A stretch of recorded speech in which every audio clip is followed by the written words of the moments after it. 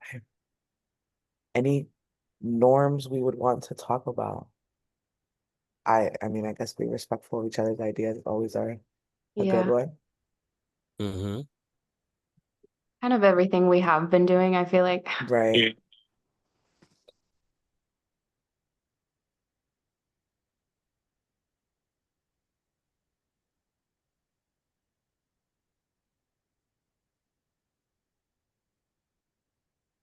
Um, I'll just add, give everyone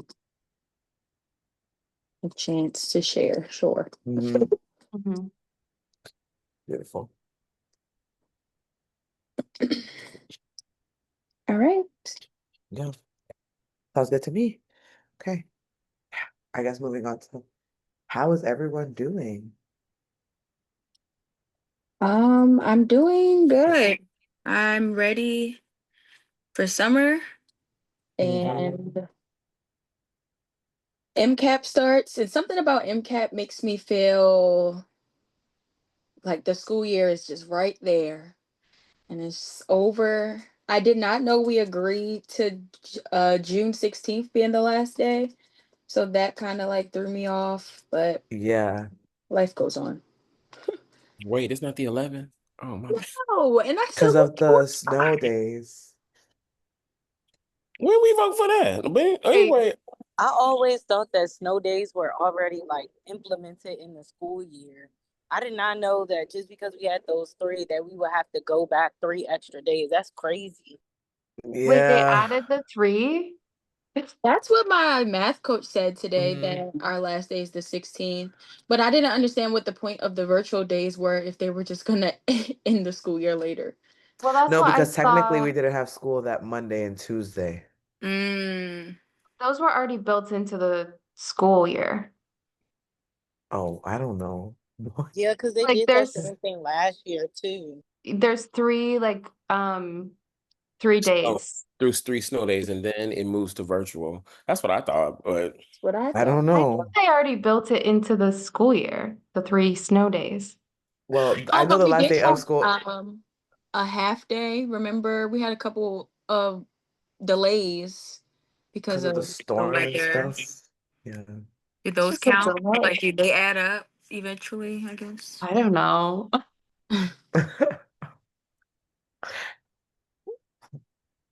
William, how are you?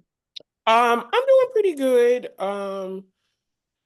I got a full ATPA resubmission on Sunday, so Mm. Yay. huh? Yay. Yay, I'm gonna be so glad when I'm done with it. This has been the point of stress for me. But I'm good. School year is is interesting, but not too bad. So I know who to come to for my ATPA. Girl, Right. better go to I can't we can talk offline. No. But yes, you definitely could. I'm gonna Mm. actually call, so don't say that because I Girl, really am gonna. girl, you can. It's interesting. I listen, I'm just luckily they told me, my coach told me that I just have to submit the stuff, that this is the first year that they're doing it. And so they're not really have any, they don't really have any like set in stone things that you have to do. So Mm. thank God. But and so that's exactly what I'm doing Yeah. because it is Good. just it's time consuming. Hmm. Actually, like I'm doing it next year Me too. because like they told like second core year members that we are like supposed to do it this year, but you actually don't have to. And so, yeah, isn't that crazy? I Girl, found you're I kidding heard me. that from So one of what my was that? friends. What was that March 31st date then? That was that's the NCAA. Registration, I think. No. That's the submission if you didn't take the class. So if you take I'm taking the Oh, JHU class. So the JHU class, the submission date is the 19th. oh, gotcha. Yeah, but Okay. now that I know that I didn't have to take it, but honestly, I'm just just get it out the Yeah, way. then you'll be done. Because Yeah. I was Yeah. like, I'm taking 2 classes this semester. Like, I really did not want to do it. Dude, this is So the thing for me is that I'll have to like they'll actually have like more criteria next year. Like now, all you have to do is like submit something that like can be scored. Yeah. So, yeah. I think that's the only thing that once my coach told me that, I was like, oh yeah, then I'm just gonna do what you say. Submit. Yeah. Whether it's Yeah. good or not, I did exactly what you told me. Yep. So, yeah. Um, yeah, well, I'm doing fine. I feel like we're all kind of in that point in the school year where it's just like everyone's ready to be done. Um, I'm doing like WIDA testing, which I'm like, I feel like we just did MOY testing and now we're doing our EOY testing, and that's a lot. So honestly, like after testing is done, I'm like, I don't know. Let's just like have fun the rest of the time. And I feel like everything like major is out of the way. Like my SLO is done. Like I got my observation scores, like everything, all that's done. So Yeah. And yeah. it's also bad because it's been really it's now really nice that I don't want to be at work. Mhm. Yeah. Yeah, and then the sun is out. And then I got those new Yeah. windows, and so now I'm just looking out the window like, oh, Um, I am also doing good. I think the last 2 weeks of first grade have been outrageous, but living, almost done with that first year. That's all I can ask for.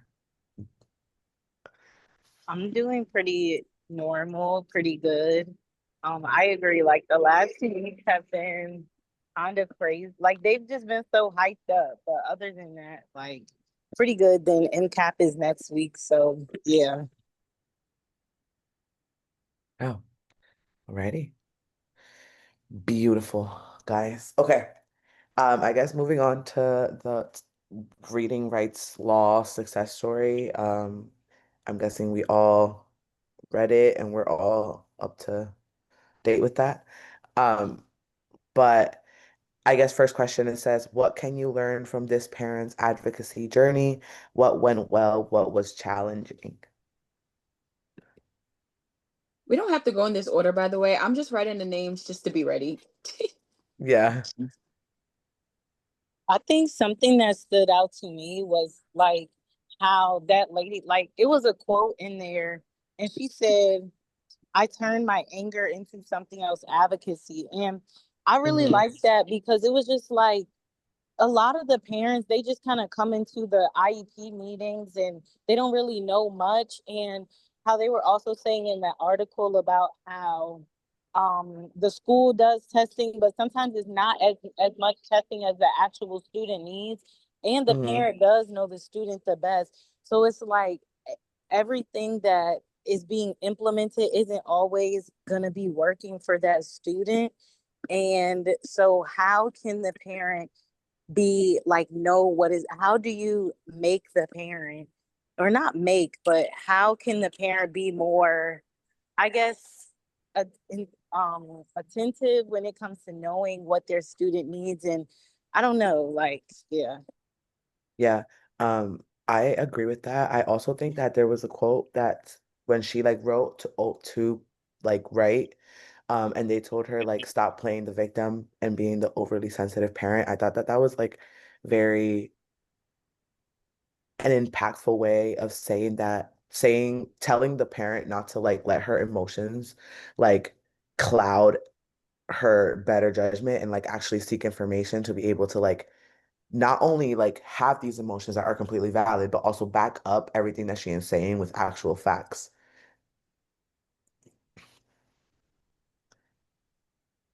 Yeah. I feel like um it kind of just goes to show like how important that like parent involvement is. But I feel like just thinking about like a lot of my students' parents, like especially being an ELD teacher, like Hmm. how much like access did they have to everything that this woman had? Like, because I think that like it's really hard like being in a meeting for a lot of like my students' parents because they don't speak English. And so like we have a translator, but I feel like there's still like a lot of things that like get lost in translation. And it's just harder to kind of like it's harder for that parent to understand like all of the things that they need to do for their child.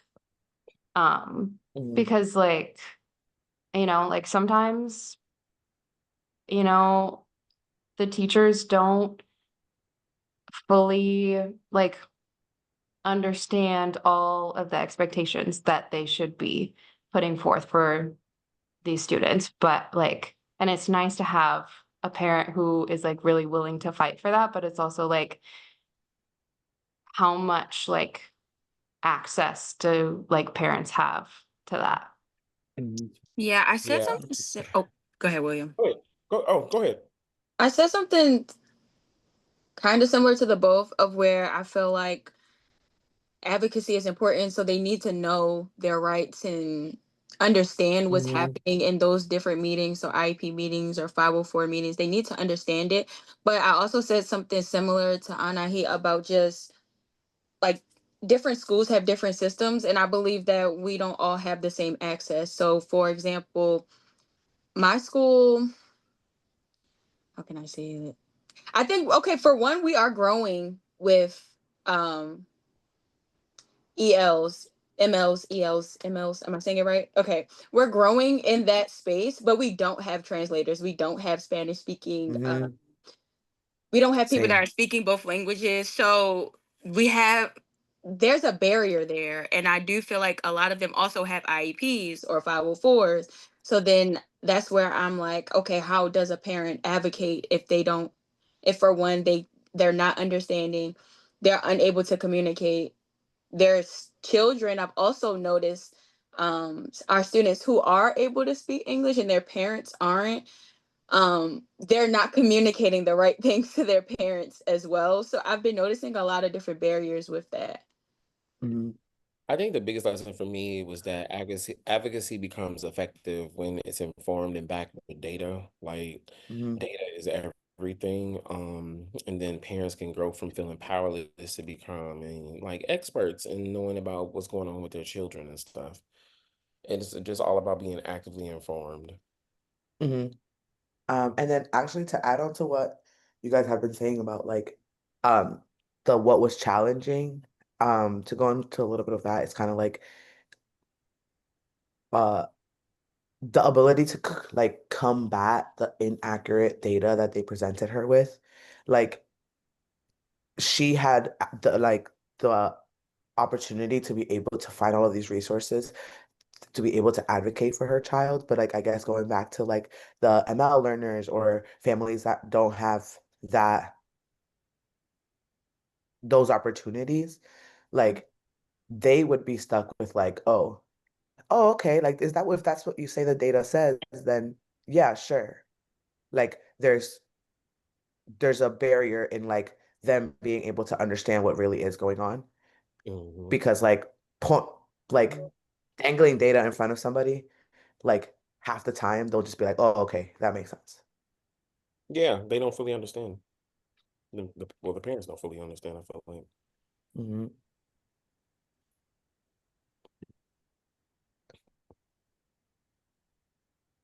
Any other challenges, slash any comments about what went well, what we learned?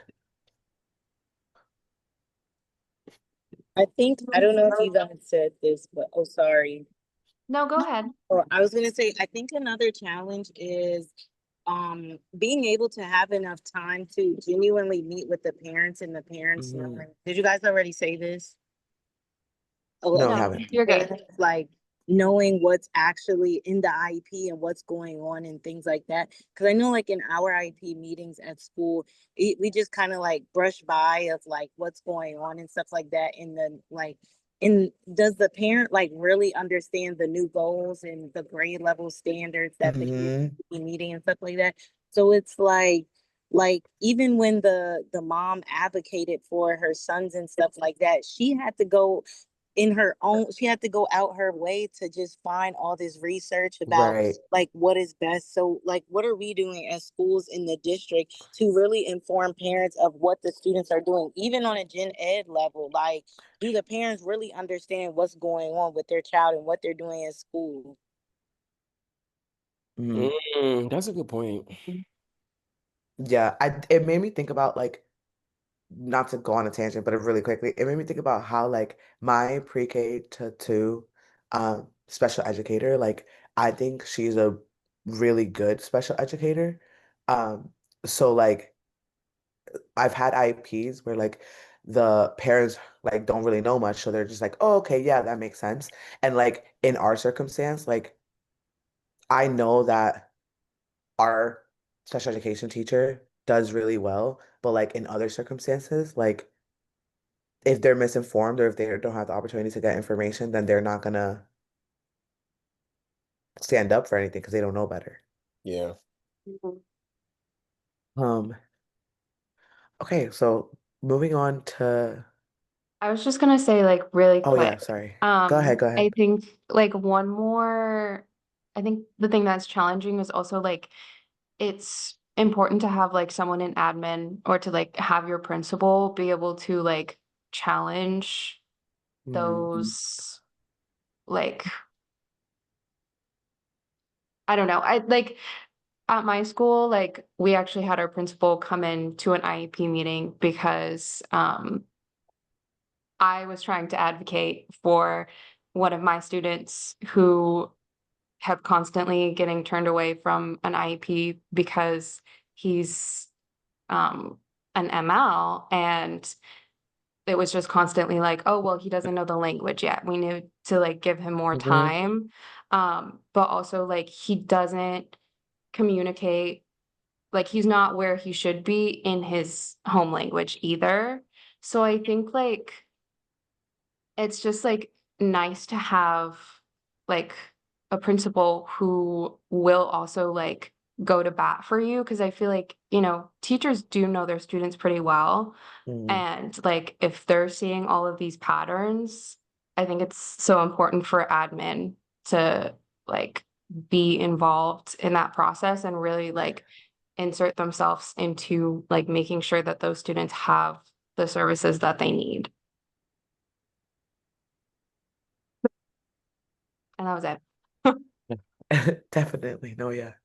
Um, and then moving on to the next question, what takeaways from the article can you apply to your own advocacy plan? Or what do we need to include or avoid? That goes along with our team like plan. So if Anai, if you can pull it up so that we can see it by chance. Yeah. I don't know if we all like went through it, but essentially we have to pick an like one area or an issue that we can like How do I stop sharing? Sorry. you're good, you're good. How do I stop sharing this? I think you Is just that just is there like, a button that says stop no? share? If you go back to the Zoom. Oh, yes, there is. Yeah. Okay. Now let me pull up the team activity. Mhm.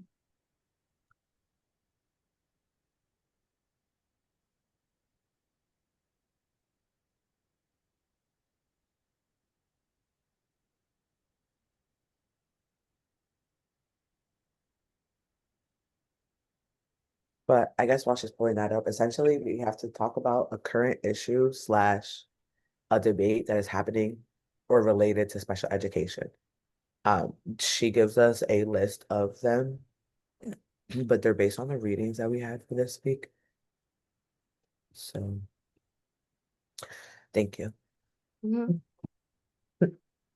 So if there's one that I guess we would want to pick or focus on, um,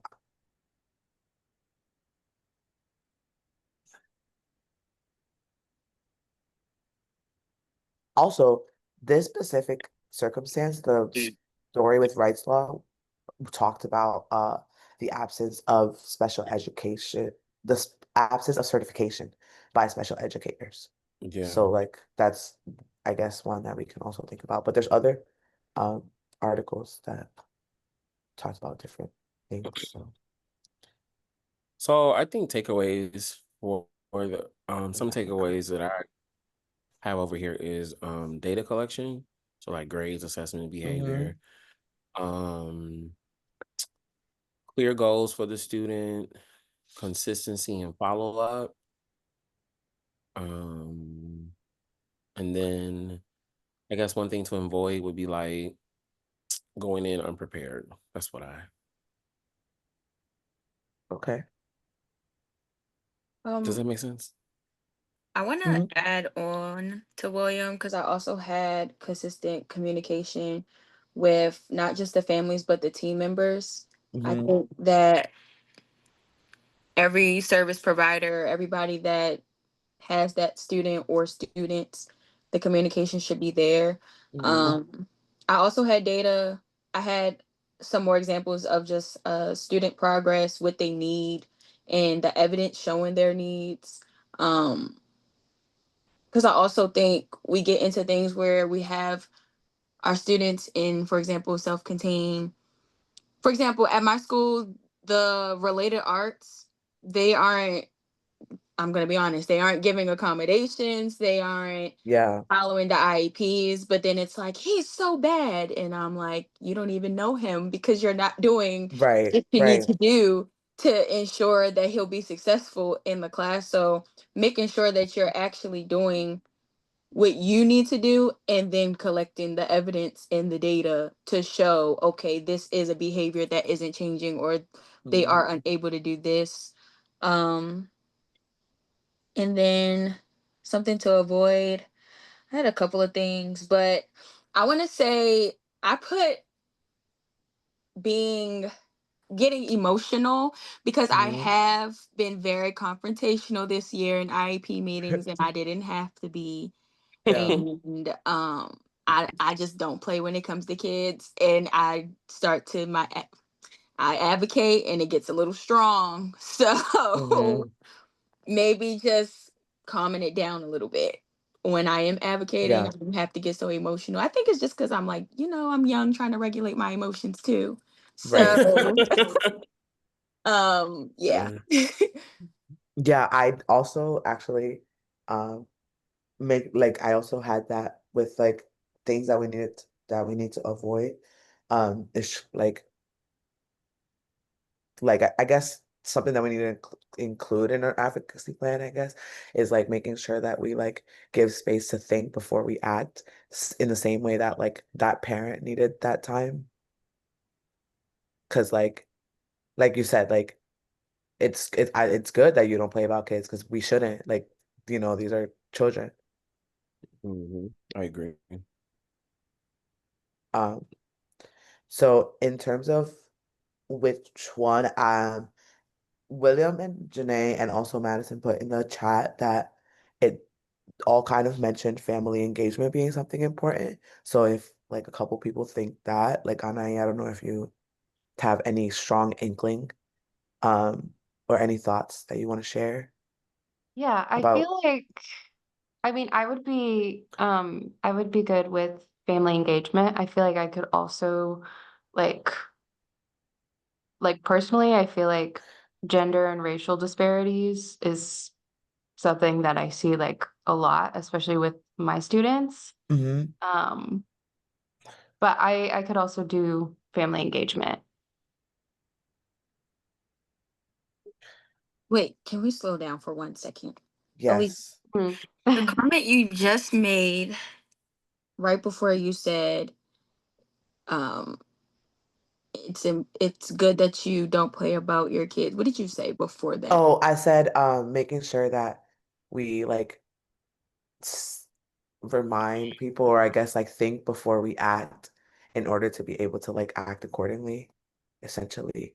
I think what I said. Anybody can correct me if I'm wrong. That sounds No, right. that And sounds right. Yeah. Okay. And Anahi, you said interested in family engagement, but you're also interested in So I feel like Gender. I could talk a lot about like gender and racial disparities just in terms of like my own experience, Mm, especially like being an ELD teacher. But yeah, I could focus on either one.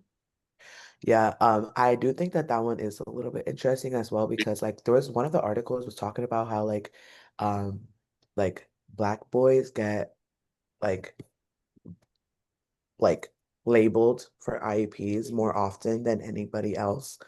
And that I was thinking that because like my school like specifically has been like and which I mean I'm not saying that they just like that they just say everybody needs an IEP, but like they have been like flagged for like overly flagging kids with IEPs, and my school is like 95% black.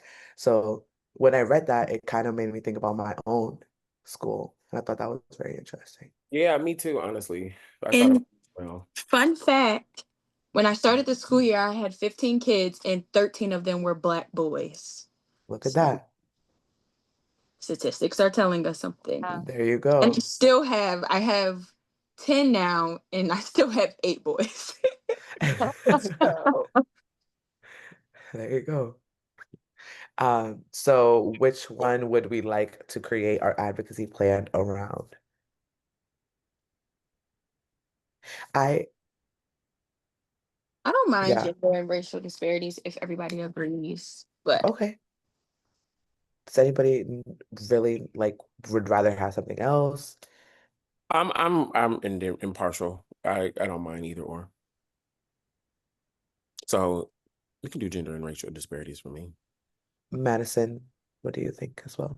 Yes, I'm good. I don't know if I have so much to talk about, but I'm good. My school is predominantly black, and all the staff are also predominantly black. So I don't really have that same, like, I don't know, they don't really like, I don't know. But we could talk, we could do that one. Okay. Okay. Then if we're gonna do that one, I guess like we should think about what we want to accomplish by our next meeting, slash what we want to accomplish after we finish talking here. Um, it says your goal is to select one final topic to focus on as a team for your activity. So if we are going to check if we're going to discuss gender and racial disparities in identification and pull-out programs, the next bullet point says that we need at least 3 to 5 articles, websites, readings, or media related to the topic that we have selected. So I think that the easiest way that we can split this is probably like each of us finding an Mhm. article slash piece of media about this gender and racial disparities in identification and pull-out programs. Okay. That Do sounds good. we, okay. can I And get that then, in like a tiny paragraph in the group chat? yes, Thank you. got you right now. Um,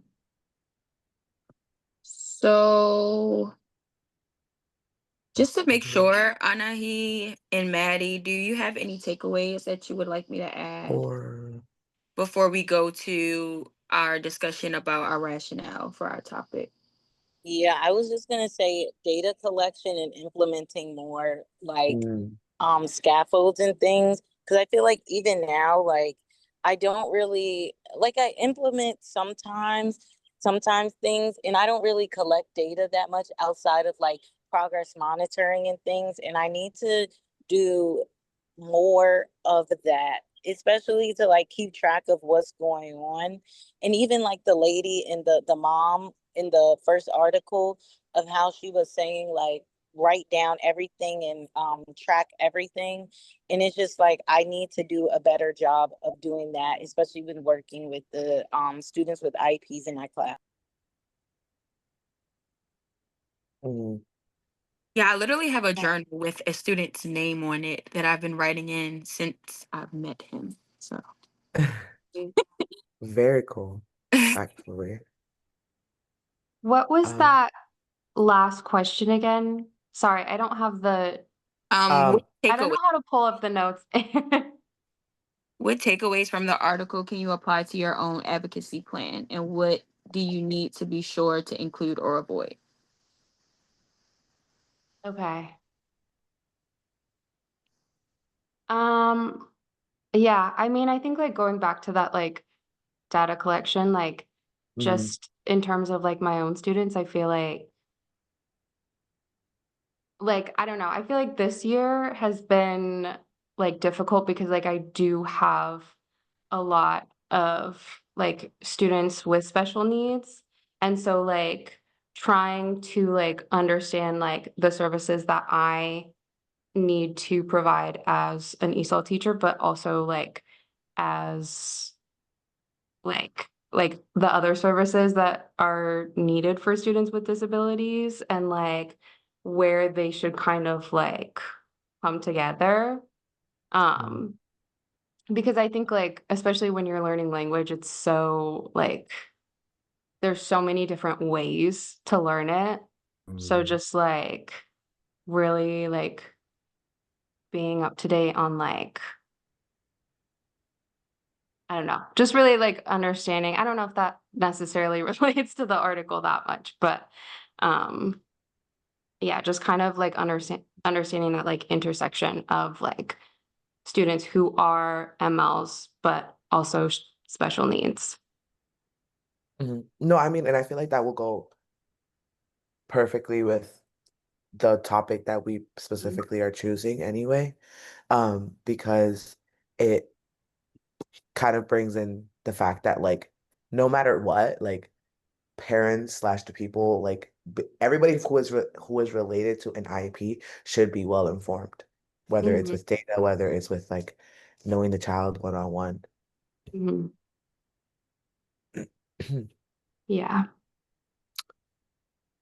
Um, yeah, and also just to add on, like I think that's something to think about from the article that we can apply to our own advocacy plan is making sure that that like us as educators, I guess, are being transparent Mm.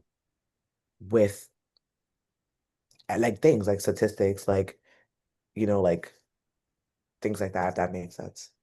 And I also think that's something that I've been fighting for is the transparency of being honest about ourselves. I think Hmm. a lot of tenured teachers or seasoned teachers aren't honest about whether they're given their accommodations, given their scaffolds, following their IEPs because they're so Hmm. seasoned. And I think that Right. that's when we get into the debates or having to advocate because our students are struggling to advocate for themselves. They know that in this class they're getting sentence frames or a graphic organizer, but in another class they're not, but they're not saying that because you are the adult. So I do think they have to, as adults, we have to be transparent. I'm not doing this and I need to do it. And then I can collect data and get my evidence after I do this. Hmm. Yeah, because I did tell that lady, I'm like, girl, you don't do your job. Yeah. Yeah. And it might just also be like like if they're seasoned, like when you get too used to something, so you think that you don't have to get better at it. Yes. Yes. So yeah. Stuck in that Um, one. yeah. Guys, I have to go soon. My performance starts at 7 p.m. But I Okay. can stay on. I just have to go a little soon. Well, Okay. I mean, I think we're almost done. yeah, we just have to do the rationale now. Yeah. Um, so once you have selected a topic, share your rationale for the selection. You should also discuss the steps you will take to complete your advocacy program as well as a medium for presenting your pro. Okay.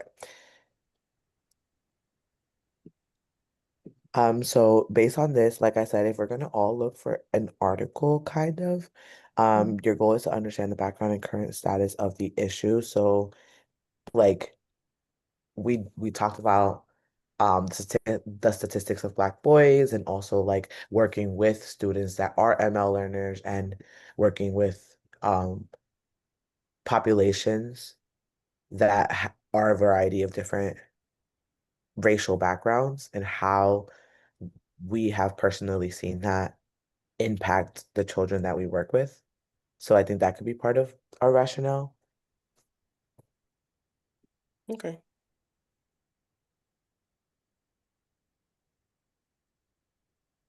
Yeah, I don't know if I have anything more to add on to that part. Mm, But I also think like, and let me scroll. So like here, I think it says we can choose like a medium yeah, of our choice. Do we I want to think, Or Google like a PowerPoint or something? yeah, that's what I I was was gonna say thinking. that Thank you. too. Yeah. Like, I do not want to do it.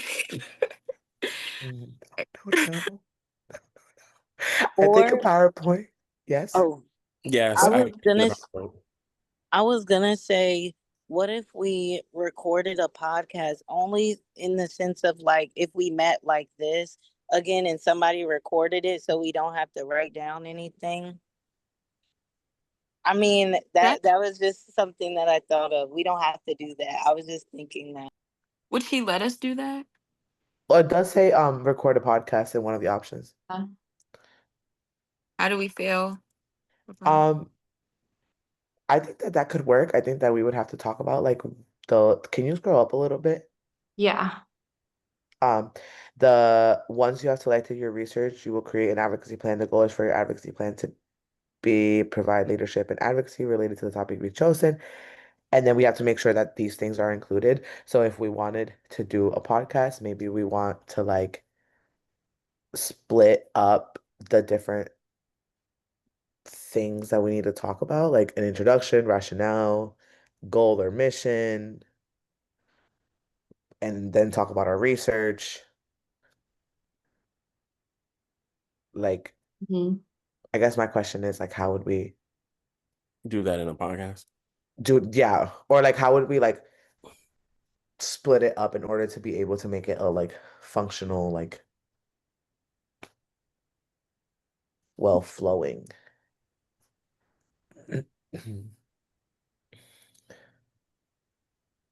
Um, Should we? Yeah, I maybe if we do agree with the podcast, maybe we can split up like all of these points and potentially like make questions out of them, and each person gets like a question per like however it's divided, and then we all just talk about our research and findings based on each point, question mark. Hmm. Yeah. Um, yeah, I think that could work. My next question would be, when would we do the podcast? Because this is due next Sunday. Um, and I think, and to be very transparent, I think that a Google slide would be a little bit better for us because we're not doing well with times. I think our weeks are yeah, changing. Yeah. we our schedules have been I know Long my schedule personally has been insane lately. So Yeah. yeah. um so a Google slide or a presentation would help us be able to like kind of be accountable for ourselves if we agree to that. All right. So before Maddie goes, what needs to be done next? Um I guess everybody needs a piece of article, an article website, whatever, which is what I said in the group chat about everybody picking that related to the gender and racial disparities. Then we would have to think about how we want to split up what our plan should include. For example, like our plan should include an introduction to and an overview of the issue you have selected, your rationale. Um, so maybe we do a couple of like each person gets,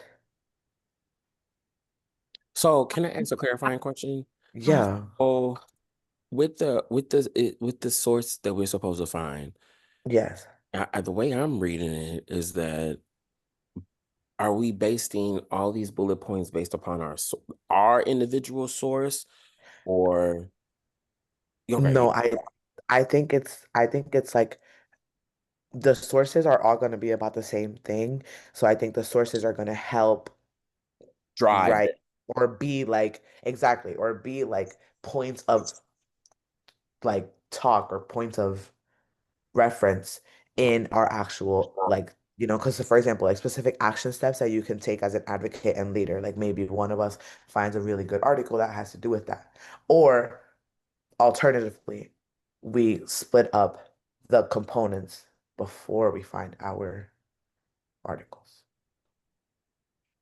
So I'll break it up where we can do maybe someone does introduction and the rationale, someone does the Mhm. goal and the research, someone does specific action steps. Well, the Like, research would probably be our Like all of us, right? yeah. So maybe if somebody's doing the introduction and rationale for the issue, then maybe like somebody can do that and then that person wouldn't have to find like more research then. okay, I just wanted to make sense on here. Yeah. So introduction and rationale can be together. What will be the next part? Goal or mission statement for advocacy plan, And then the next part. research on the issue, Okay. specific action steps you can take as an advocate and leader,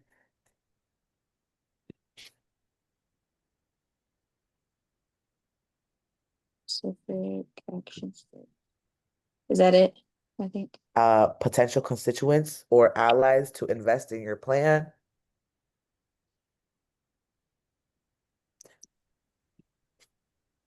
And then and then the other one says any other relevant information or resources you will need to create or include. Oh, I guess resources you will need to create or include.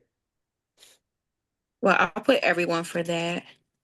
Okay, perfect. So 1, 2, 3, 4, 5. All right, so we have 5 different parts. Um, Mm, Anybody want to do the introduction and rationale? I wouldn't mind doing the goal or mission statement or the introduction and rationale. Or I don't know. I wouldn't mind. Like, because on the chart, the reason I broke it up like that is because on the chart it's asking like what needs to be done, who's gonna do it. yeah. All right. Hmm. So So I think the research on the issue, mhm. like maybe if like let's say like if somebody is doing the introduction and rationale, then maybe they can like also write about like one of the one of their articles, Okay, I'll put everyone because for I that. um can do the introduction and rationale, and then I'll do like still do like the article. And um I I then I like can do the goal with my article then. I can do so the potential constituents or allies to invest in your plan. I can do the specific action steps. Okay. and then I can do whatever you guys put me on because Okay. you guys got it. So maybe Alicia, you can do like you can add on to what we put and you can do Yeah. other information. Yeah, because it also says resources you will need to create or include. And I'm not really sure if she means specific to our advocacy plan or the resources we will need in order to make our like presentation for it. And I think she means for our specific, like for Yeah. example, if we're talking about transparency, like maybe a resource that I could talk about is kind of like, I don't know, maybe like a handout or something that parents should get or something. So maybe Or for when it should be done by, maybe we could find our articles by Sunday. Oh no, I can't. I ain't gonna lie. Monday. Okay, Monday. okay, I'll put Monday. yeah, And Monday. then maybe we'll have our parts done by Thursday to Saturday. Yes. Yes. All right.